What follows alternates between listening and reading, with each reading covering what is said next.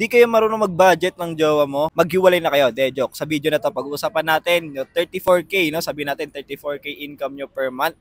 Itong video na to, bibigay ko sa inyo detailed budget kung paano nyo gagawin yan. Siyempre, unang step sa savings. Ang new formula natin is income minus savings agad at kung ano yung matira, yun yung expenses. Kasi kung babalik na rin nyo yan, unahin yung expenses, walang matitira, wala kayong magiging savings. So, una, bawasan nyo na kagad yung savings nyo. So, 34,000 minus yung 20% nun, which is 6,800.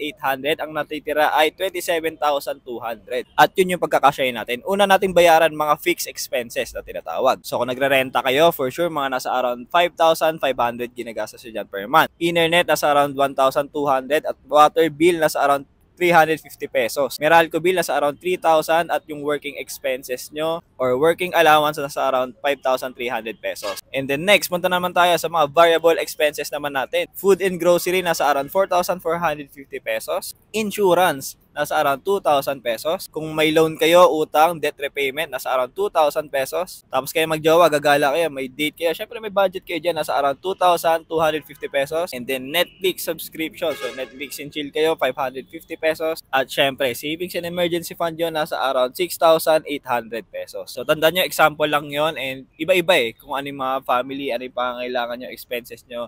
Depende sa family needs and lifestyle ninyo. Basically, pag-handle ng finance, dapat madali lang yan. Kung gusto nyo magkaroon ng totoong financial advisor, papabigyan ko kayo. Siguro, bibigyan ko kayo ng isa o dalawang sessions na libre. Kaya syempre, may bayad yung sessions ko. Nasa around 2,000 per 2 hours na, full session.